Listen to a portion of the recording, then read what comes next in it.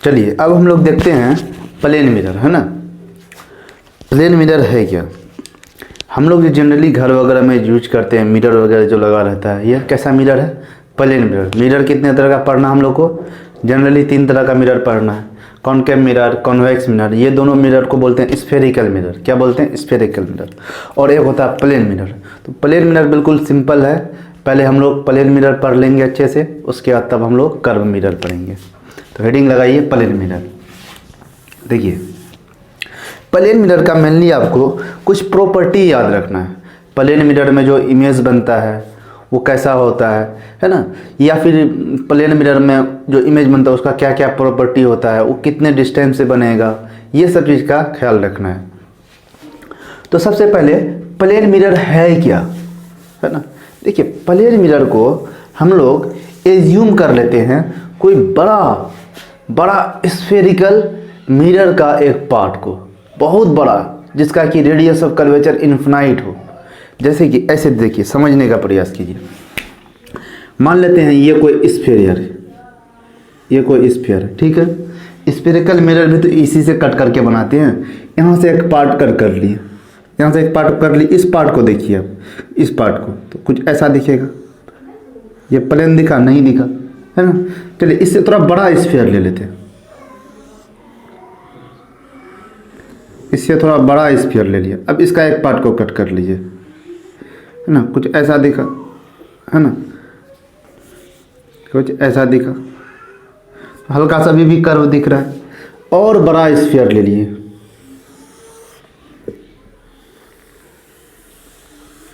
है ना, इसका फिर एक छोटा सा टुकड़ा ले लीजिए इधर। अब उसको देखिए, कुछ ऐसा दिखा, है ना। इस तरह से बहुत बड़ा स्फीयर लेना है, बहुत बड़ा, जिसका कि इन सब का रेडियस ऑफ कर्वेचर कुछ होगा, कुछ ना कुछ रेडियस होगा। हो सकता है 10 सेंटीमीटर, 20 सेंटीमीटर, 50 सेंटीमीटर, इस तरह से ये होगा रेडियस। जब रेडियस ऑफ कर्वेचर इन्फिनाइट हो जाए, आप एज्यूम कीजिए, सोचिए जरा, ये जो है मिरर ये इतना बड़ा ले ले, इतना बड़ा ले ले, उसका रेडियस ऑफ कर्वेचर जो बहुत बड़ा हो, बहुत बड़ा मतलब इन्फिनाइट हो।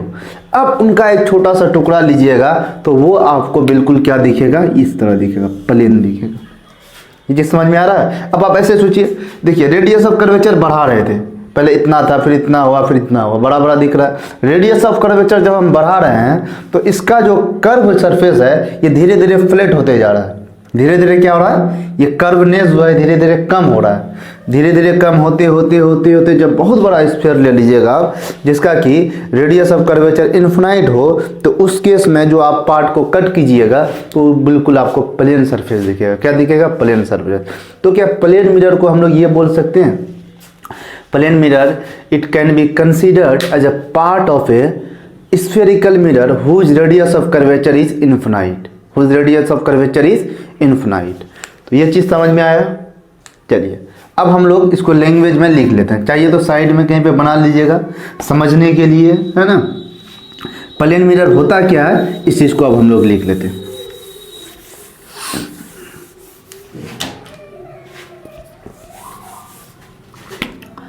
Plane mirror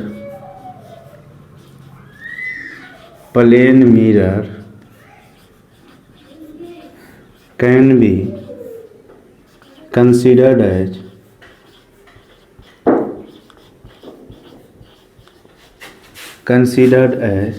as a part of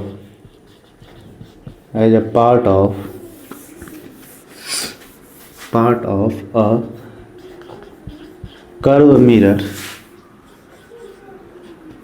curve mirror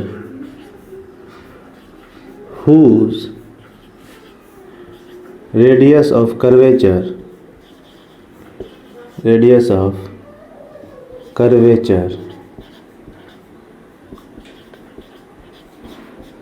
आगे अच्छे से बताएंगे, है ना। Radius of curvature, centre of curvature, focal length, pole, ये सब अच्छे से हम लोग को देखना है ना। Radius of curvature is infinite,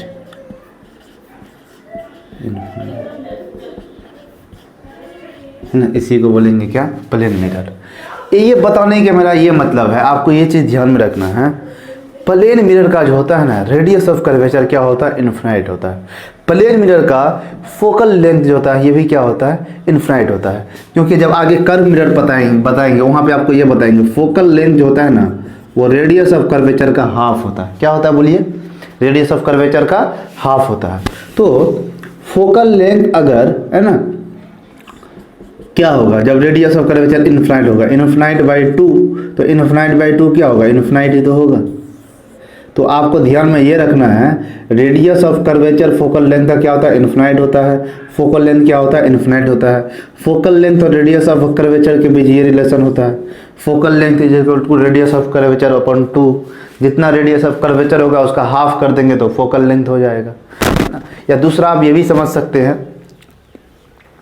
plane mirror जो होता है उसमें जो रे आया वो सेम उसी डायरेक्शन में रिफ्लेक्ट हो जाता है। क्या हो जाता है, रिफ्लेक्ट हो जाता है। तो हम लोग जैसे कर्व मिरर पढ़ते हैं, कर्व मिरर पढ़ेंगे जब तो आपको बताएंगे जैसे यहाँ से कोई रे आया, ऐसे आके यहाँ पे, ऐसे आके यहाँ पे मीट किया, तो ये जो डिस्टेंस होता है इसी को बोलते हैं फोकल लेंथ। क्या बोलते हैं, फोकस और पोल के बीच का जो डिस्टेंस होता है उसको बोलते हैं फोकल लेंथ। अब प्लेन मिरर में क्या होता है, ये जो है रिफ्लेक्टेड रे जो है ये मिलेगा ही नहीं, तो हम लोग एज्यूम कर लेते हैं कहीं इनफाइनाइट में जाके मिल रहा है। तो अब आप बताइए इनफाइनाइट में जाके मिलेगा तो पोल और फोकस के बीच का डिस्टेंस क्या होगा, इनफाइनाइट ही तो होगा। तो वैसे भी समझ सकते हैं कि प्लेन मिरर का फोकल लेंथ जो होता है वो क्या होता है, इनफाइनाइट होता है। प्लेन मिरर का रेडियस ऑफ कर्वेचर क्या होता है, इनफाइनाइट होता है। जीरो नहीं बोलेंगे, है ना, जीरो बोलने का क्या मतलब हो गया, आप ऐसा कर्व मिरर का पार्ट बता रहे हैं जिसका रेडियस ऑफ कर्वेचर जीरो हो, ऐसा पॉसिबल है?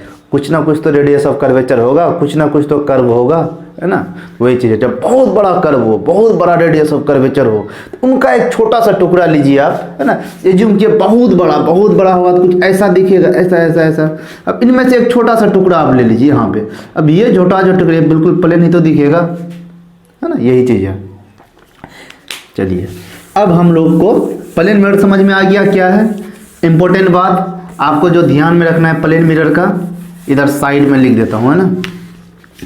प्लेन मिरर का रेडियस ऑफ कर्वेचर, आर क्या है, रेडियस ऑफ कर्वेचर, आगे बताएंगे, है ना। रेडियस ऑफ कर्वेचर क्या होता है, इनफाइनाइट, ध्यान में रखना है। कैसे होता है समझा चुके हैं। प्लेन मिरर का फोकल लेंथ क्या होता है, इनफाइनाइट। क्यों होता है बता चुके हैं। चलिए ये दोनों बात ध्यान में रखिएगा।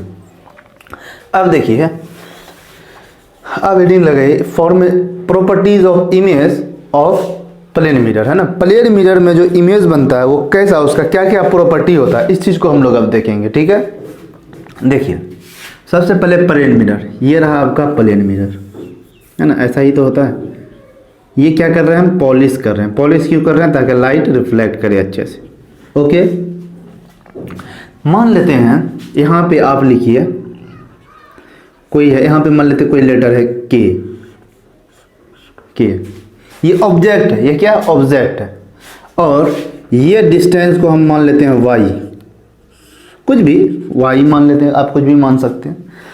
मतलब ये ऑब्जेक्ट और मिरर के बीच का जो डिस्टेंस है वाई, ठीक है। तो प्लेन मिरर में जो इमेज बनेगा ये आपको कहीं यहाँ पे बनेगा और आपको ऐसा दिखेगा, ऐसा दिखेगा, है ना। आपको यकीन नहीं होता आप के लिख लीजिएगा, प्लेन मिरर। प्लेन मिरर कौन मिरर, जो हम लोग घर में यूज करते हैं, उसके आगे खड़े हो जाइएगा इस तरह के लिख के, तो आपको के जो दिखेगा आप वैसा के नहीं दिखेगा जैसा हम लोग लिखते हैं, उसका उल्टा दिखेगा। अब इसको क्या बोलते हैं, ये चीज़ समझना है ना। इसको बोलते हैं लेटरल इन्वर्जन। क्या बोलते हैं, लेटरल इन्वर्जन। मतलब प्लेन मिरर में जो होता है, ये जो हो गया है ना, लेफ्ट साइड राइट में अपियर होता है, राइट साइड लेफ्ट में अपियर होता है, तो इसी प्रॉपर्टी को बोलते हैं लेटरल इन्वर्जन। अच्छा, ये जो डिस्टेंस होगा मिरर और इमेज के बीच का, ये भी वाई होगा, ये भी क्या होगा, वाई होगा। इसका मतलब क्या हो गया, जितने दूरी पे ऑब्जेक्ट होता है उतना ही दूरी पे क्या बनता है, इमेज बनता है। जितने दूरी पे क्या होता है, ऑब्जेक्ट होता है, उतने ही डिस्टेंस पे क्या बनता है, इमेज बनता है। चलिए ये चीज समझ में आया। अब लिख लीजिए प्रॉपर्टीज ऑफ इमेज, हेडिंग लगाइए properties of image form by plane mirror,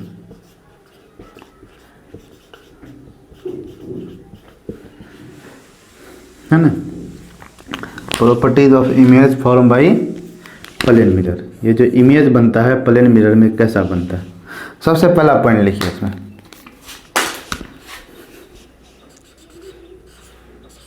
lateral inversion.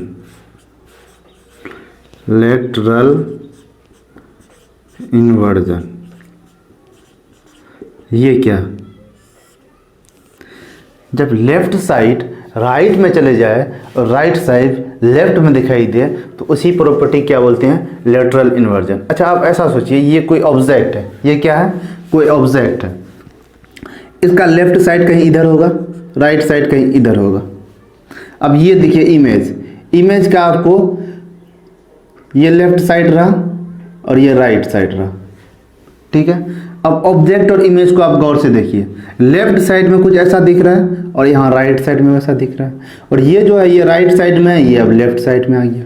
तो इसी को क्या बोलते हैं, लेटरल इन्वर्जन। और प्लेन मिरर में हमेशा इमेज जो बनेगा वो लेटरली इन्वर्जन शो करेगा, है ना, लेटरल इन्वर्जन वो शो करेगा।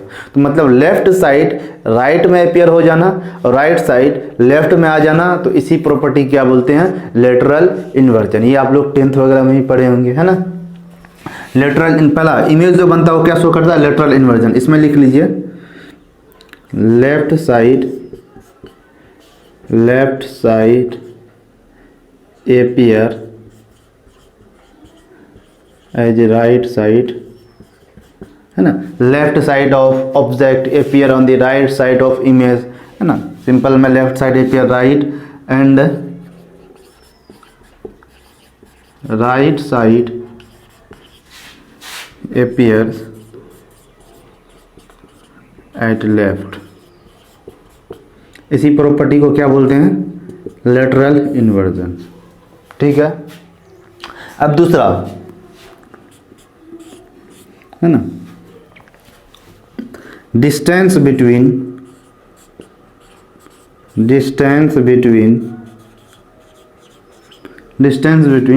Object and mirror. मिरर मतलब plane mirror. Distance between object and mirror is equal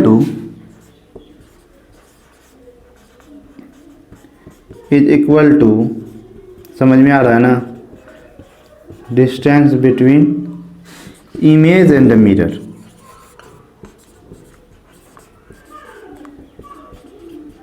क्या मतलब हुआ, देखिए ये रहा ऑब्जेक्ट, ये रहा मिरर। ऑब्जेक्ट और मिरर के बीच जितना डिस्टेंस रहेगा उतना ही डिस्टेंस इमेज और मिरर के बीच रहेगा। ये रहा इमेज, ये रहा मिरर। लाइट चली गई है ना, खैर कोई दिक्कत नहीं, लाइट अभी थोड़ी देर में आ जाएगी तो हम लोग स्टार्ट करेंगे फिर से। सुन लीजिए तब तक, है ना। देखिए 3-4 बात आपको ध्यान में रखना है। Image form by plane mirror. सबसे पहली चीज, प्लेन मिरर जो होता है ये जो इमेज बनाता है वो लेटरली इन्वर्टेड शो करता है, लेटरल इन्वर्जन शो करता है। लेटरल इन्वर्जन क्या होता है, लेफ्ट साइड का राइट में चले जाना, राइट साइड का लेफ्ट में चले जाना, इसको बोलते हैं लेटरल इन्वर्जन, पहला पॉइंट। दूसरा चीज, प्लेन मिरर जो होता है ये आपको जो डिस्टेंस, इमेज का जो डिस्टेंस होता है मिरर और प्लेन के बीच वो इक्वल होता है ऑब्जेक्ट और प्लेन मिरर के बीच। इसका मतलब आप जितनी दूरी पे ऑब्जेक्ट रखिएगा उतनी ही दूरी पे क्या बनेगा, इमेज बनेगा। नेक्स्ट पॉइंट, प्लेन मिरर में जो इमेज बनता है ये वर्चुअल इमेज बनता है, इरेक्ट इमेज बनता है। क्या बनता है, वर्चुअल बनता है। वर्चुअल इमेज बता चुके हैं, रियल इमेज, वर्चुअल इमेज। चलिए लाइट आ गई है ना। हाँ, तो प्लेन मिरर में जो इमेज बनेगा वो वर्चुअल इमेज बनेगा और इरेक्ट इमेज बनेगा। फिर नेक्स्ट पॉइंट, प्लेन मिरर में जो इमेज बनेगा उसका साइज से बिल्कुल इक्वल होगा एज कंपेयर टू ऑब्जेक्ट, है ना। और जैसा ऑब्जेक्ट रहेगा, जितना बड़ा ऑब्जेक्ट रहेगा उतना ही बड़ा इमेज दिखेगा, ठीक है। चलिए अब लिख लीजिए इसको, distance between object and mirror is equal to distance between image and mirror. Object और मिरर के बीच जितना डिस्टेंस रहेगा उतना ही डिस्टेंस इमेज और मिरर के बीच रहेगा, ठीक है। इसको लिख लीजिए पॉज करके, मैं ऊपर में लिख देता हूं, है ना।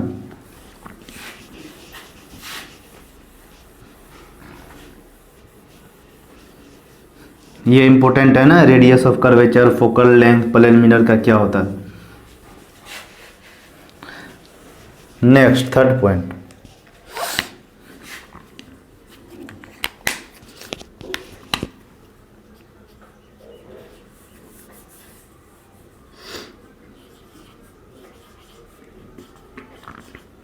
image formed by plane mirror is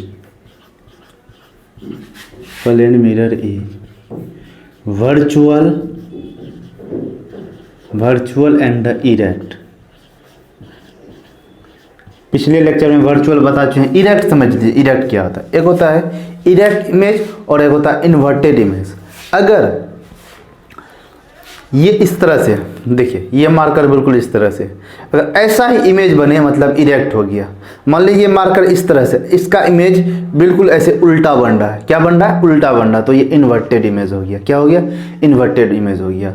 अगर बिल्कुल सीधा का सीधा बन रहा है तो आपको ये इरेक्ट इमेज है। अगर इन्वर्टेड बन गया, ऑब्जेक्ट ऐसा है, इमेज ऐसा बन रहा है, तो क्या हो जाएगा ये बताइए, ये इन्वर्टेड इमेज होगा। तो यहाँ जो प्लेन मिरर में इमेज बनता है वो इरेक्ट इमेज बनता है, इन्वर्टेड इमेज नहीं बनता है। ऐसा कभी हुआ है कि हम मिरर के आगे खड़े हो जाएं और हमारा जो इमेज बन रहा है मिरर में, पैर ऊपर मुंडी नीचे, ऐसा दिखता है क्या, हमें नहीं दिखता है ना।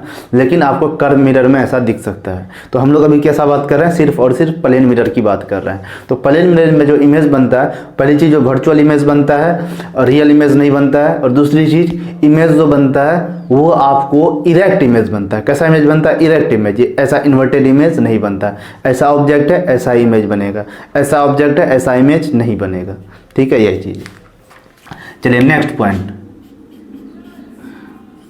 Shape and size of image is equal to shape and the size of object, shape and size of object। ये चीज समझ में आया है ना। आप जिस भी शेप साइज का ऑब्जेक्ट रखिएगा वही शेप साइज का इमेज बनेगा, है ना। जैसे आप इस शेप साइज का ऑब्जेक्ट रखें तो इसी शेप साइज का इमेज बनेगा, सेम, है ना। वही लेंथ इसका रहेगा, वही हाइट इसका रहेगा। यही चीज होता है ना। चलिए इतना हो गया। अब हम लोग कुछ थोड़ा सा डेविएशन पढ़ लेते हैं। प्लेन मिरर के बारे में इतना ही ध्यान रखना है बस। प्लेन मिरर का फोकल लेंथ इन्फिनाइट होता है, प्लेन मिरर का रेडियस ऑफ कर्वेचर इन्फिनाइट होता है। प्लेन मिरर में जो इमेज बनता है उसका 2-3 प्रॉपर्टी याद रखना है। पहला लेटरल इन्वर्जन इमेज बनता है। ये क्या होता है, लेफ्ट साइड राइट में, राइट साइड लेफ्ट में। दूसरा, जितने डिस्टेंस पे आप ऑब्जेक्ट को रखिएगा प्लेन मिरर से उतने ही डिस्टेंस पे आपको क्या बनेगा, इमेज बनेगा। और फिर जिस शेप साइज का आप ऑब्जेक्ट रखिएगा उस शेप साइज का इमेज बनेगा। और यहाँ जो इमेज बनता है प्लेन मिरर में, वर्चुअल एंड इरेक्ट इमेज बनता है। बस इतना बात आपको याद रखना है प्लेन मिरर के लिए। ठीक है, अब हम लोग कुछ डेविएशन पढ़ लेते हैं। ये डेविएशन क्या है इसको समझते हैं। हेडिंग लगाइए आप, डेविएशन।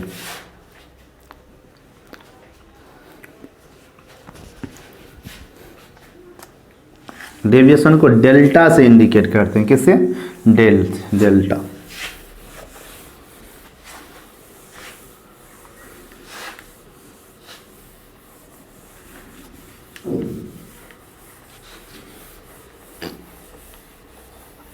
हेडिंग लगाइए। देखिए डेविएशन भी जो है ना हम लोग पढ़ेंगे सिंगल मिरर में और प्लस डबल मिरर में। जब 2 मिरर हो कुछ एंगल पे तब डेविएशन कितना होगा, और जब सिंगल मिरर हो तब जाके डेविएशन कितना होगा। सबसे पहले हम लोग तो ये देख लेते हैं डेविएशन होता क्या है। देखिए deviation from a single mirror, एक मिरर में डेविएशन क्या होता है। देखिए डेविएशन का मतलब सिंपल ये होता है, लाइट है ना जिस एंगल से इंसिडेंट कर रहा है, जो इंसिडेंट एंगल है, फिर लाइट क्या कर जाएगा, रिफ्लेक्ट कर जाएगा। रिफ्लेक्ट जो किया वो क्या किया, मतलब उसका जो पाथ है, अगर सपोज कर लेते हैं वो मिरर जो है उस पर पॉलिश नहीं रहता, वो डायरेक्ट चले जाता। लेकिन अब क्या कर गया, वो पॉलिश होने की वजह से डेविएट कर गया। कितना डेविएट किया, कितना डेविएट किया, इस चीज़ को हम लोग को पता करना होता है। तो इसी को हम लोग बोलते हैं डेविएशन। जैसे फिगर से समझते हैं, मान लेते हैं ये कोई क्या है, मिरर है। ये क्या है, कोई मिरर है, पॉलिश्ड है नीचे, ठीक है। अब देखिए ऐसे कोई लाइट आ रहा है, इंसिडेंट कर रहा है ना, क्या कर रहा है, इंसिडेंट रे। अच्छा एक बात बताइए, अगर ये पॉलिश नहीं होता तो ये बिल्कुल ऐसे ही चले जाता, ऐसे ही चले जाता। लेकिन क्या हुआ, ये जो रे है ये रिफ्लेक्ट कर गया, है ना। बीच में कहीं पे क्या होता है, नॉर्मल होता है, इंसिडेंट रे और रिफ्लेक्टेड रे के बीच ये रहा। आप हमको ये बताइए, चले तो जाना चाहिए था ऐसे, है ना, बिल्कुल सीधा स्ट्रेट में, लेकिन पॉलिश होने की वजह से क्या कर गया, रिफ्लेक्ट कर गया। ये जो रिफ्लेक्ट किया, कितना रिफ्लेक्ट किया, देखिए जाना चाहिए था ऐसे लेकिन गया ऐसे, तो इतना, ये जो आपको दिख रहा है इतना ही तो डेविएट हुआ है, इतना ही तो डेविएट, इसी को बोलते हैं डेल्टा। ये डेविएशन को जो ना हम लोग डेल्टा से इंडिकेट करेंगे, डेल से, है ना। तो ये रहा डेविएशन। इसको निकालें कैसे, इसको कैसे निकालें हम लोग। सबसे पहले आप ये बताइए हमको, ये एंगल को क्या बोलेंगे, इंसिडेंट एंगल। ये एंगल को क्या बोलेंगे, रिफ्लेक्टेड एंगल। क्या बोलेंगे, रिफ्लेक्टेड एंगल। यहाँ तक समझ में आ रहा है, डेविएशन समझ में आया।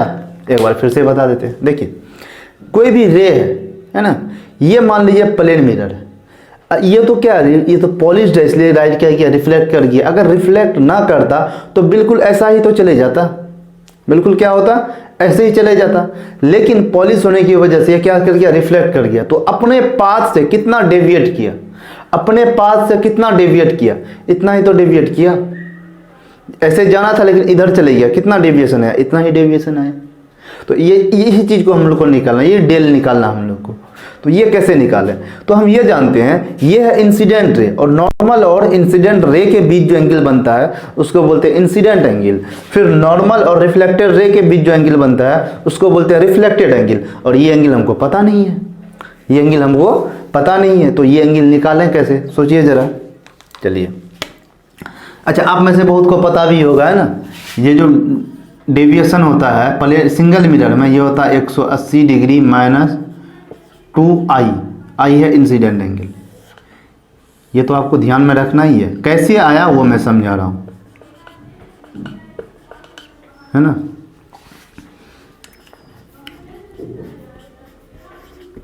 ये MTR क्या लिखे हैं, है ना। देखिए आप अगर किसी कंपटीशन की तैयारी कर रहे हैं तो उतना टाइम नहीं होता है कि बैठ के प्रूफ करें, फिर वैल्यू निकालें, फिर जनरल फॉर्म निकालें, तब जाके उसमें एंगल को पुट करके फिर जाके डेविएशन निकालें। टाइम तो बहुत लग जाएगा, है ना। तो अब फिर हम लोग को डबल मिरर बड़ा देखना, फिर उसमें प्रूफ करना।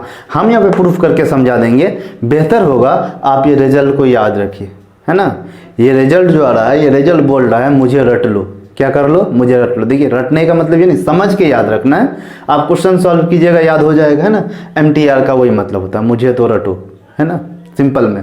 तो MTR कोई टर्म नहीं फिजिक्स का, बस इतना ध्यान रखना। कहीं भी हम इंपॉर्टेंट फार्मूला वगैरह लिखाएंगे तो साइड में स्टार लिख देंगे या MTR लिख देंगे, उसका मतलब क्या होगा, आपको वो ध्यान में रखना है ना, वो इम्पोर्टेंट है। कैसे आया ये चीज़ समझते हैं। देखिए आप एक चीज़ बताइए, ये पूरा एंगल कितना होगा, ऐसे इसको इधर थोड़ा साइड में बनाते हैं।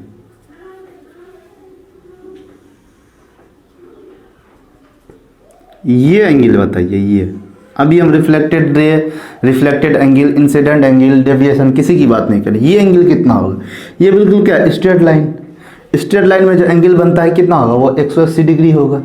क्या होगा, 180 डिग्री होगा। इसका मतलब हो गया, अब इसमें क्या क्या, इसमें 3 एंगल है ना। एक ऐसे गया है, ऐसे जो गया है, यहाँ पे फिर आपको ये, यहाँ पे इंसिडेंट एंगल है, यहाँ पे रिफ्लेक्टेड एंगल है, यहाँ पे फिर डेल है। ये तीनों को मिला दें तो 180 डिग्री होगा या नहीं, बिल्कुल हो जाएगा। तो incident angle plus reflected angle, देखिए incident angle, reflected angle plus del, deviation angle, है ना, डेविएशन एंगल, ये तीनों को मिला के 180 डिग्री लिख सकते हैं। ये चीज़ समझ में आया। अरे ये बिल्कुल स्ट्रेट लाइन है। कैसा लाइन है, ये लाइन को देखिए, ये लाइन को देखिए, ये बिल्कुल क्या है, बिल्कुल ही स्ट्रेट लाइन है, और स्ट्रेट लाइन में जो एंगल बनता है कितना होता है 180 डिग्री। तो क्या ये तीनों एंगल मिला के 180 डिग्री होगा या नहीं? इतना एंगल ऑफ इंसिडेंस, फिर इतना एंगल ऑफ रिफ्लेक्शन, और ये जो है यही तो डेविएशन एंगल है, ये तीनों का सम कितना हो जाएगा 180। ये चीज़ समझ में आया? पहले क्लियर कीजिए, आ गया समझ में?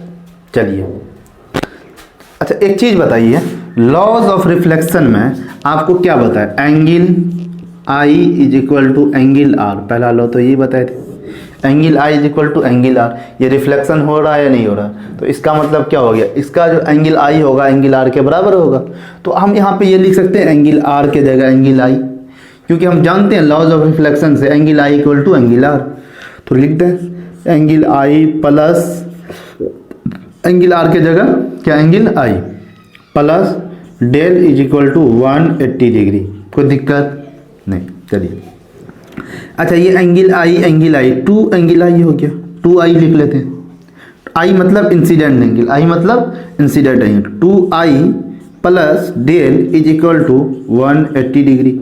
अच्छा अब यहाँ से डेविएशन निकालना हो हमको, ये डेल क्या डेविएशन है, तो क्या लिखें 180 डिग्री माइनस 2 आई, या 2 थीटा भी बोलते हैं। थीटा को आपको ध्यान में रखना, वो इंसिडेंट एंगल है। क्या है? इंसिडेंट एंगल है। तो ये रहा deviation from a plane mirror. Plane mirror में कितना डेविएशन होता है? तो इतना डेविएशन होता है। ये आई क्या है बताइए? Incident angle. क्या है? इंसिडेंट एंगल है ना। ये आई क्या है? Incident angle. समझ में आया है ना? अच्छा कहीं कहीं ऐसा आई नहीं लिखे, ऐसा भी दिया रहता है del equal to 180 degree minus 2 theta. तो थीटा क्या है? इंसिडेंट एंगल है ना। अच्छा रिफ्लेक्शन है तो इंसिडेंट एंगल रिफ्लेक्टेड एंगल बराबर ही होगा है ना। तो अगर रिफ्लेक्टेड दिया रहेगा आप वो भी पुट कर सकते हैं, क्योंकि incident angle reflected angle laws of reflection नहीं तो बताया था इक्वल होता है।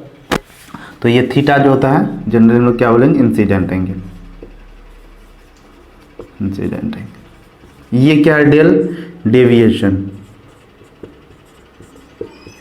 डेविएशन समझ में आ गया? चलिए आप तो बस ये रिजल्ट ध्यान में रखिए ना, एक बार देख लेना कैसे आया। ओके चलिए अब एक क्वेश्चन कर, अब आप लोग को एक क्वेश्चन करना, मैं क्वेश्चन लिखूंगा, आपको क्या करना, पहले इसको नोट कर लीजिए, पॉज करके नोट कर लेना है इसको है ना। क्वेश्चन बोर्ड पे लिखूंगा मैं, तो आपको पॉज करके खुद से सॉल्व करना, फिर आंसर मिला लेना। बिल्कुल इजी क्वेश्चन डेविएशन से, उतना टफ क्वेश्चन आता नहीं डेविएशन वगैरह में। नोट कर लीजिए।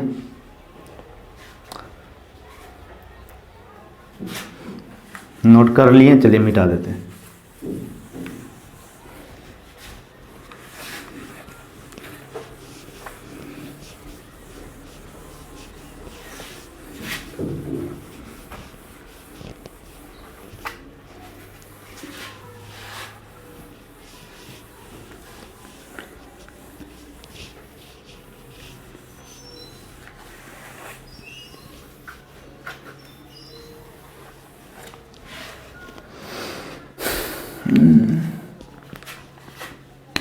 देखिए एक क्वेश्चन देखिए,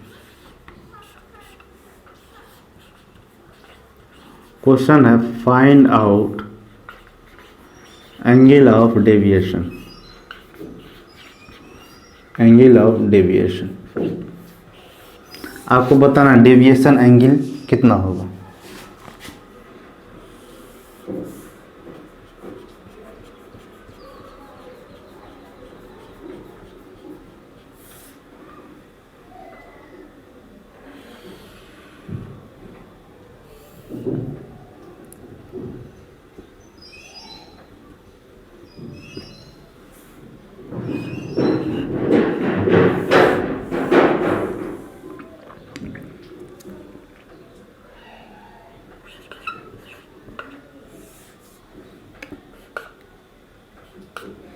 चलिए बस इतना ही दिया हुआ है, आपको बताना डेविएशन एंगल कितना होगा। पॉज कीजिए, सॉल्व कीजिए, अब मैं बता रहा हूँ है ना। देखिए ये क्या इंसिडेंट एंगल दिया हुआ है? बिल्कुल नहीं, ये इंसिडेंट एंगल नहीं है। आपको क्या बताया था, इंसिडेंट एंगल जो होता है वो इंसिडेंट रे और नॉर्मल के बीच होता है। ये तो इंसिडेंट रे और प्लेन सरफेस के बीच है, इंसिडेंट रे और सरफेस के बीच है, तो ये तो इंसिडेंट एंगल है नहीं। तो इंसिडेंट एंगल हम कैसे निकालें, तो हमको ये पता है, ये जो नॉर्मल होता है ये परपेंडिकुलर होता है प्लेन पे, मतलब ये नॉर्मल 90 डिग्री का एंगल बना रहा होगा। ये नॉर्मल कितना एंगल बना रहा है, 90 डिग्री का। 90 डिग्री में इतना क्या हो गया, 30 डिग्री, तो इतना क्या हो गया बोलिए, 60 डिग्री। इतना क्या हो गया, 60 डिग्री। तो हमको मिल गया इंसिडेंट एंगल, बिल्कुल। अब मेरा इंसिडेंट एंगल कितना आ गया बोलिए, 60 डिग्री। तो डेविएशन कितना हो जाएगा, 180 डिग्री माइनस 2i या 2 थीटा। तो 180 degree minus 2 into 60 degree, 180 degree minus 120 degree, कितना आ जाएगा बोलिए deviation, 180 degree minus 120 degree, 60 degree answer. ठीक है, चलिए अब हम लोग देखते हैं, बिल्कुल इजी क्वेश्चन है, इसमें कुछ दिमाग में लगाना है नहीं, बस आपको इतना ध्यान में रखना है, डेविएशन जो होता है 180 डिग्री माइनस 2 थीटा होता है, 2i होता है। अब हम लोग डेविएशन देखेंगे जब दो, यहाँ तो सिंगल प्लेन मिरर था, बिल्कुल सिंगल प्लेन मिरर है, जब दो प्लेन मिरर हो, है ना, आपस में ज्वाइन किया हो और उनके बीच कुछ ना कुछ एंगल हो, तब जाके डेविएशन कितना होगा। चलिए इसको लिख लीजिए।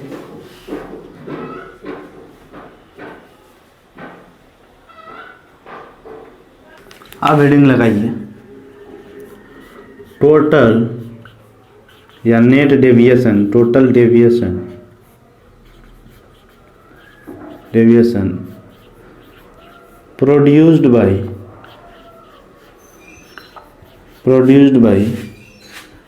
combination of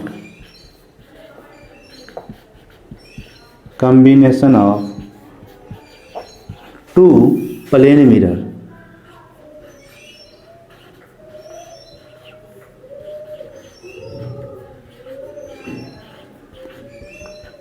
to plane mirror. ठीक है, दो प्लेन मिरर, अभी तो हम लोग सिंगल मिरर का देखें, जब दो प्लेन मिरर हो उस केस में आपको टोटल डेविएशन कितना होगा। देखिए उस केस में जो टोटल डेविएशन होता है, नेट डेविएशन है ना, या टोटल डेविएशन, तो ये होता है 360 डिग्री माइनस 2 थीटा। क्या होता है, 360 डिग्री माइनस 2 थीटा। ये थीटा क्या है यहाँ पे, थीटा यहाँ पे इंसिडेंट एंगल नहीं, थीटा है आपको angle between two plane mirror.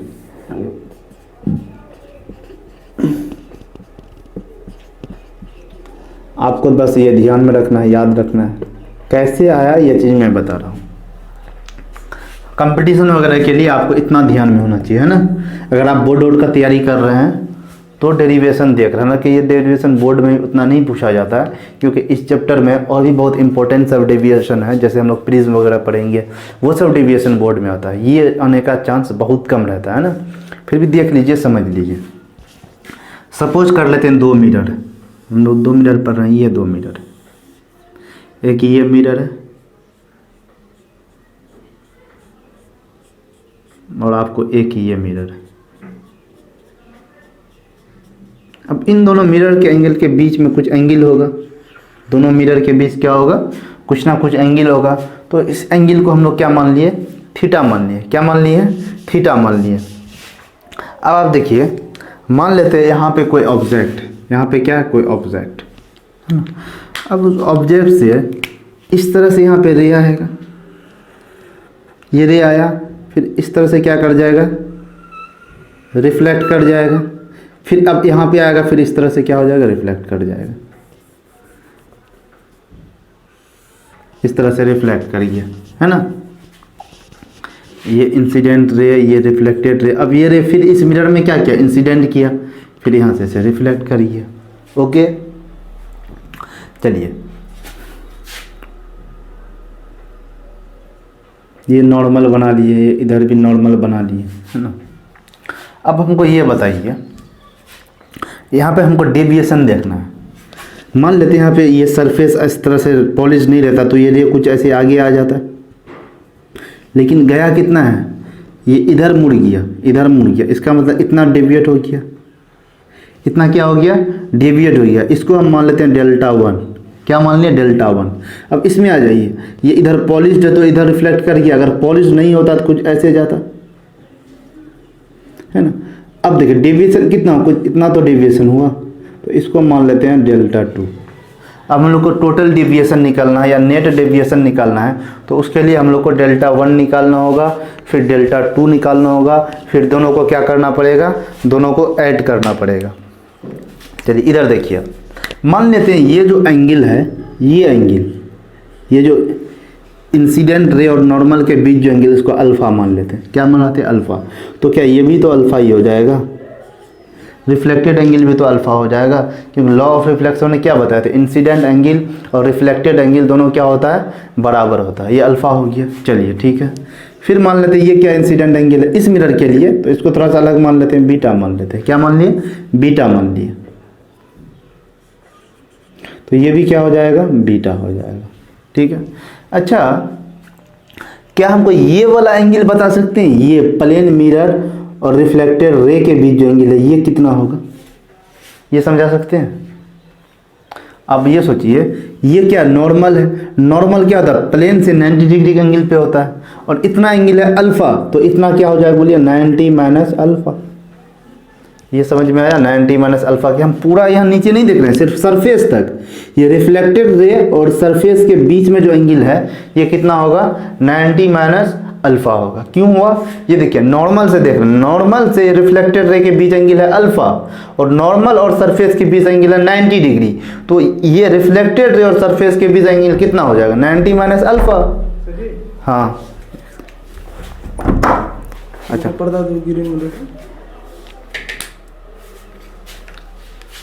अच्छा इधर क्लास ला जा रहे हैं क्या, हाँ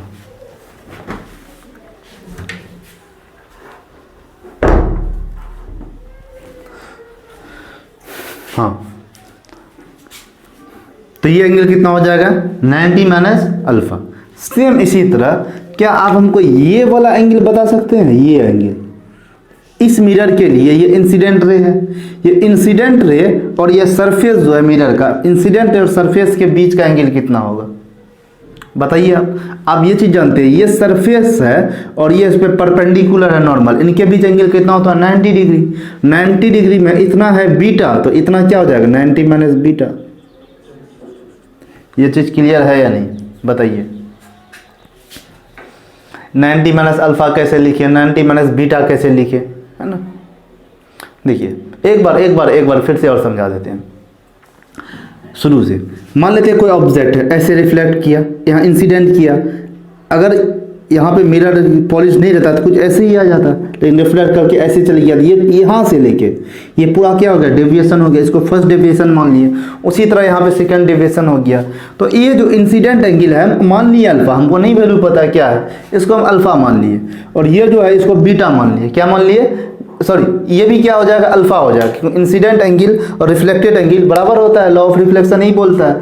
फिर उसी तरह इसका जो इंसिडेंट एंगल है इसको बीटा मान लिए, इनका जो रिफ्लेक्टेड एंगल है उसको भी बीटा मान लिए। अब ये जो नॉर्मल है ये सरफेस से 90 डिग्री पे है, इतना है अल्फ़ा, तो इतना हो जाएगा 90 माइनस अल्फ़ा। उसी तरह ये जो नॉर्मल है ये भी सरफेस के 90 डिग्री पे है, इतना है बीटा, तो इतना हो जाएगा 90 माइनस बीटा। अब देखिए, अब हम लिखना चाह रहे हैं डेल वन हम क्या लिखें, डेल वन देखिए इतना है, डेल वन क्या है, ये है, इसको क्या लिखें। अच्छा ये पूरा कितना हो जाएगा, ये पूरा कितना हो जाएगा 180 डिग्री, ये पूरा कितना हो जाएगा 180 डिग्री। 180 डिग्री में आप देखिए इतना तो है डेल वन, और बाकी क्या बच गया अल्फ़ा, अल्फ़ा मतलब 2 अल्फ़ा, 180 डिग्री माइनस 2 अल्फ़ा। कोई दिक्कत, चलिए अब हम चाह रहे हैं डेल 2 निकालना। डेल 2 देखिए ये एंगल निकालना चाह रहे हैं, है ना, ये डेविएशन एंगल निकालना है। ये पूरा तो 180 डिग्री है, 180 डिग्री में क्या क्या, ये तीन चीज़ है, ये बीटा और प्लस डेल 2। इसका मतलब डेल 2 बराबर क्या लिखा, 180 डिग्री माइनस 2 बीटा लिख दें, 180 डिग्री माइनस 2 बीटा। कोई दिक्कत नहीं। और नेट डेविएशन निकालना हो, डेल नेट निकालना हो या टोटल डेविएशन निकालना हो तो डेल 1 प्लस डेल 2 करना पड़ेगा। डेल इसमें कितना डेविएशन आया फर्स्ट मिरर में, सेकंड में कितना आया जोड़ देंगे। फर्स्ट में इतना आया, सेकंड में इतना आया, दोनों को जोड़ दीजिए, लिख लीजिए 180 डिग्री माइनस 2 अल्फा, ठीक है, plus 180 degree minus 2 beta. Okay, कोई दिक्कत नहीं। अब देखिए इसको और अच्छे ब्रैकेट हटा देते हैं, 180 degree minus 2 alpha plus 180 degree minus 2 beta, ये रहा। तो ये 180 डिग्री प्लस में कितना हो जाएगा 360 degree, 360 degree minus 2 alpha minus 2 beta, ऐसा कुछ आएगा। इसको सॉल्व कीजिएगा तो अब देखिए 360 डिग्री माइनस ये 2 कॉमन ले लें, में 2 लिख लिए, बच क्या गया अल्फा प्लस बीटा। अच्छा ये प्लस क्यों लिखे, है ना, माइनस प्लस माइनस हो जाएगा, फिर आपको माइनस प्लस माइनस हो जाएगा, है ना। अगर यहाँ पे माइनस लिख देते फिर यहाँ तो प्लस हो जाता, यहाँ पे माइनस ही रखना था, इसलिए क्या कर दिए -2 को ही हम लोग कॉमन ले लिए। क्या कॉमन ले लिए -2 इसमें भी है, इसमें भी -2 को कॉमन ले लिए, तो बच क्या गया अल्फा प्लस बीटा। चलिए अब हमको अल्फा प्लस बीटा, ये इक्वेशन फर्स्ट मान लीजिए, क्या मान लीजिए इक्वेशन फर्स्ट। अच्छा यहाँ पे निकालना है, इसके बाद एक चीज़ और निकालना है, क्या मान लेते हैं ये, इसको इस पॉइंट को मान लेते हैं ए मान लेते हैं, इसको हम लोग बी मान लेते हैं, इसको सी मान लेते हैं। क्या आपको ए बी सी कोई ट्रायंगल दिख रहा है? ये जो ट्रायंगल है, triangle A B C, in triangle A B C, इस ट्रायंगल में आप बताइए, आपको एक चीज़ पता होना चाहिए, पता होगा ही, मतलब किसी भी ट्रायंगल के तीनों एंगल को अगर जोड़ दें तो कितना होता है 180 डिग्री, 180। कोई सा भी ट्रायंगल है, कोई सा भी ट्रायंगल है, उसके अगर तीनों एंगल को आप जोड़िएगा तो उसका कितना सम आएगा 180 डिग्री। तो ये भी तो एक ट्रायंगल है, सिर्फ ए बी सी को देखिए आप, ये क्या है एक ट्रायंगल है, इसका मतलब इसके तीनों एंगल का सम कितना हो जाएगा 180 डिग्री। तो लिख लीजिए, ये देखिए ये कितना थीटा मानना है, तो इस एंगल को थीटा तो दिया हुआ है, थीटा प्लस ये एंगल कितना है बोलिए प्लस 90 माइनस अल्फा, ठीक है, ये एंगल कितना बोलिए प्लस 90 माइनस बीटा, बीटा तीनों एंगल को जोड़ दिए बराबर कितना हो जाएगा 180 डिग्री, ठीक है। तो ये हो गया theta plus 90 minus alpha plus 90 minus beta is equal to 180 degree.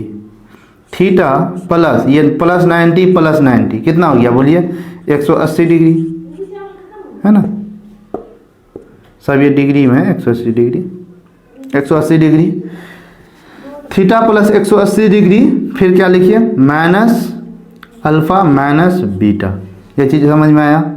अब फिर क्या 180 डिग्री इधर आ गया, क्या 180 डिग्री इस साइड भेज दें, तो थीटा बराबर क्या लिखें बोलिए theta minus alpha minus beta is equal to 180 degree minus 180 degree, ये 180 डिग्री इस साइड आएंगे, प्लस है तो माइनस हो जाएगा।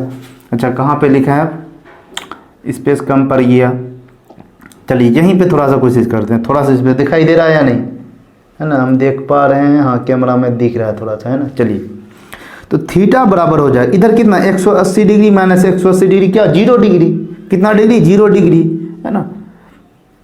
यहाँ पे लिखते हैं, यहाँ पे थोड़ा सा स्पेस है,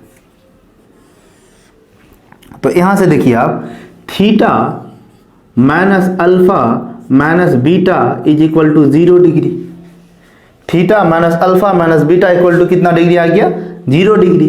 तो यहाँ से क्या हम थीटा बराबर लिख सकते हैं अल्फा प्लस बीटा, थीटा बराबर क्या लिख लेंगे, ये थीटा को इस साइड रहने दिए, माइनस में इस साइड आके प्लस में हो जाएगा, ये माइनस बीटा इस साइड आके प्लस बीटा, तो आ गया theta is equal to alpha plus beta. इसको आप इक्वेशन सेकंड मान लीजिए। इक्वेशन फर्स्ट क्या था 360 degree minus 2 into alpha plus beta, और इधर equation second theta equal to alpha plus beta. अच्छा ये जो थीटा का वैल्यू है अल्फा प्लस बीटा, क्या इसको यहाँ पे रख सकते हैं, ये जो अल्फा प्लस बीटा आया इसके जगह क्या थीटा नहीं रख सकते हैं, कि थीटा बराबर क्या अल्फा प्लस बीटा, यहाँ पे भी अल्फा प्लस बीटा, तो आगे इधर लिख रहा है ना, बहुत ये हो गया ना, तो आप लोग स्टार्टिंग से देखते रहिएगा। तो अब जो आ जाएगा नेट डेविएशन जो आ जाएगा, ये हो जाएगा आपको 360 डिग्री माइनस टू टू, और ये अल्फा प्लस बीटा को क्या लिख दिए हम, थीटा लिख दिए, क्योंकि थीटा बराबर क्या है, अल्फा प्लस बीटा, ये थीटा लिख दिए। थीटा क्या है, थीटा हम इसको माने थे, angle between two plane mirror. Theta क्या है, angle between two plane mirror. तो क्या यहाँ से प्रूफ हो गया या नहीं, ठीक है। पहले हम लोग ऐसे देखे यहाँ तक, उसके बाद फिर हम लोग इधर आ गए, फिर हम लोग ऊपर चले गए, फिर इधर लास्ट में आ गए, है ना। चलिए इसको नोट कर लीजिए, याद तो आपको इतना ही रखना है क्वेश्चन बनाने के लिए, है ना। ऑब्जेक्टिव टाइप का क्वेश्चन, कोई कंपटीशन का तैयारी कर रहे हैं, या बोर्ड वगैरह में भी ऑब्जेक्टिव आता है, हालांकि इस तरह का प्रूफ बोर्ड वगैरह में नहीं पूछा जाता है। हाँ, अगर बाय द वे कभी पूछ लिए तो हम लोग पहले से प्रिपेयर रहेंगे, तो ये चीज़ आप एक दो बार खुद से बना, कुछ मुश्किल तो है नहीं, कुछ भी अल्फ़ा बीटा, किसी को मान लीजिए आप, या इसी को बीटा मान लीजिए, इसको अल्फ़ा मान लीजिए, बाकी बेसिक प्रॉपर्टी आपको पता ही है। कोई भी स्ट्रेट लाइन है, उस पर जो एंगल बनता है 180 डिग्री होता है, नॉर्मल जो होता है वो सरफेस से 90 डिग्री का एंगल बनाता है, बस इतना ही तो है, बस उसी का कैलकुलेशन है।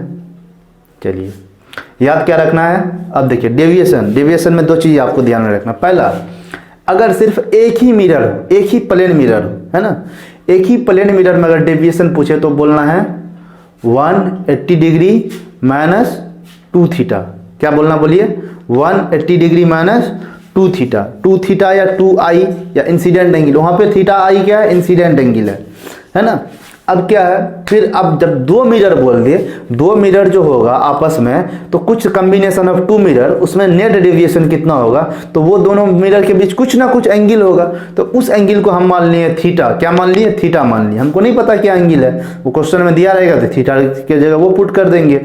अब हमसे नेट डेविएशन पूछेगा तो बोलेंगे 360 डिग्री माइनस 2 थीटा। थीटा क्या, एंगल बिटवीन टू मिरर, है ना। तो ये दो चीज़, दो फार्मूला आपको याद रखना है, 180 डिग्री माइनस 2 आई और दूसरा 360 डिग्री माइनस 2 थीटा। कैसे आया प्रूफ करके भी मैं समझा चुका हूँ, इसको अच्छे से नोट डाउन कर लीजिए। कर लिए, चलिए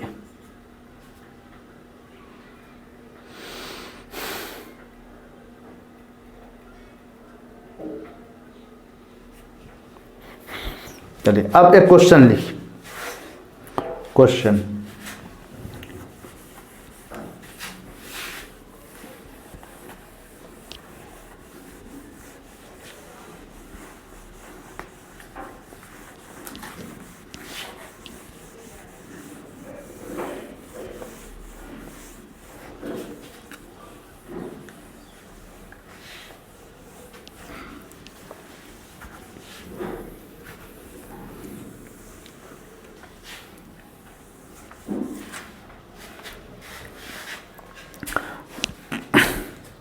question,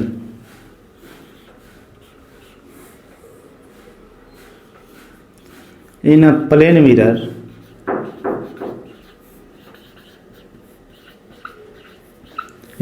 mirror if angle of incidence is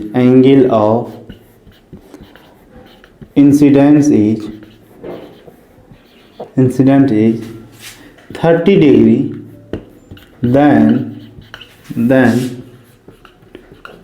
find out net deviation, find out deviation। चलिए इसको सॉल्व कीजिए और जितना आंसर आता है उसको कमेंट में लिख दीजिए। Find out deviation. अब देखिए क्या बोला, इन अ प्लेन मिरर, एक ही प्लेन मिरर है, तो क्या होगा, पता है क्या होगा, बता चुके हैं। चलिए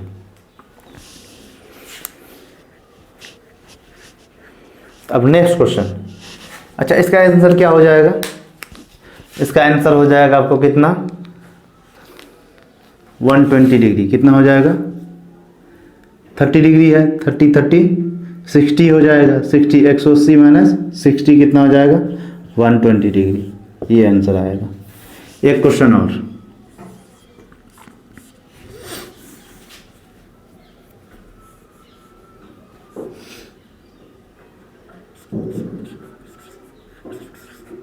angle between two plane mirror is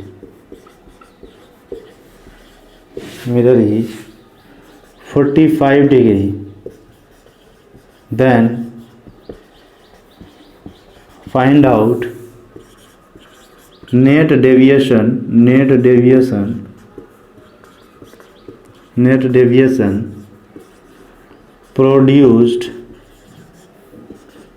produced by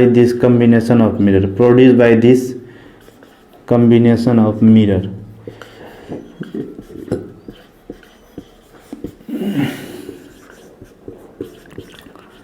दो प्लेन मिरर इस तरह से रखा हुआ है, कंबाइन किया हुआ है कि दोनों के बीच का जो एंगल है वो 45 डिग्री है।